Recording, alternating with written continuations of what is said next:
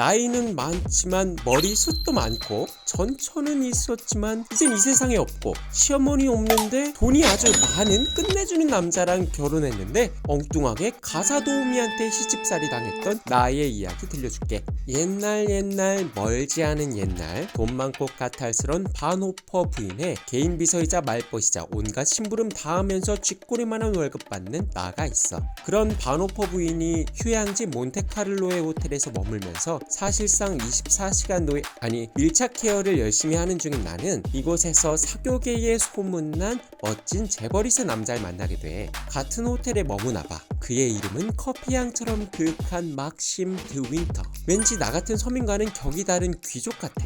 그런 그가 어느 날 부하에 가난하기까지 한 나에게 데이트 신청을 했다면 믿어지겠니? 한참 어린 날 갖고 노는 건 아닌가 불안했지만 그건 아닌 것 같아. 그렇게 만남이 잦아지며 마음이 깊어진 어느 날 반호퍼 부인은 갑자기 휴양을 끝내겠다고 뉴욕으로 돌아가자고 말해. 막심과 헤어지게 될 생각에 발만 동동 구르던 나에게 막심이 나타나. 떠나야 한다는 소식 들었어요. 까탈 부인이랑 떠나지 말고 저랑 떠나실래요? 나랑 결혼해줘요. 당연히 대답은 예스였지. 퇴사 그리고 재벌이세와의 결혼, 모든 이들이 꿈꿀 법한 판타지 두 가지를 한꺼번에 이룬 럭키걸 인 줄 알았어. 그때까지는.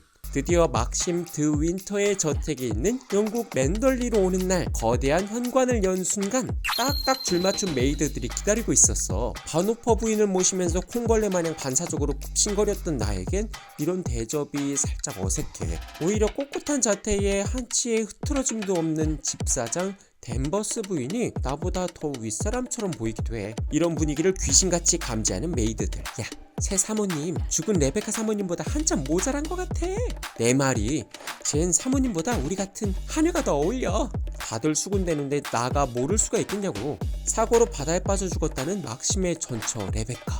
그녀는 대체 어땠길래 다들 나랑 비교하고 찍고 까부는 걸까? 특히 댄버스 부인이 제일 거슬려. 미묘하게 나를 하대하는 것 같았거든. 아니 지금 엄연히 드윈터 부인인 나가 있는데 죽은 레베카의 방도 그대로 두고 그녀가 좋아하던 난초도 애지중지 키우면서 내 앞에서 레베카가 기품이 넘쳤네 어쩌고 저쩌고 선 넘는 말을 해. 나는 레베카가 대체 어떤 사람이었나 궁금해서 막심에게 레베카 얘기를 꺼내봐. 아니 근데 막심이 정색하면서 지금까지 본 적 없는 얼굴로 화내는 거 있지? 왜 저래? 막심과 결혼한 게 후회 막심이야. 너무 서러워.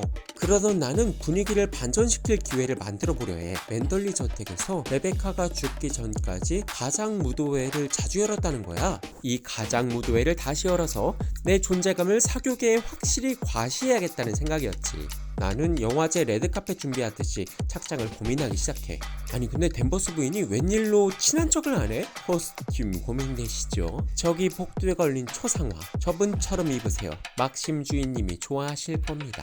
이 집안을 잘 아는 댄버스의 말이니까 철썩 믿어버려. 드디어 가장 무도의 날 헤어, 메이크업, 드레스까지 초상화와 똑같이 변신 완료.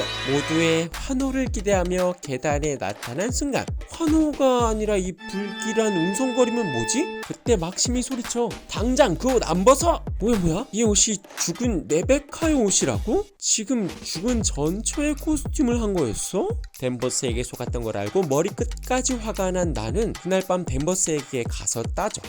다 함정이었어.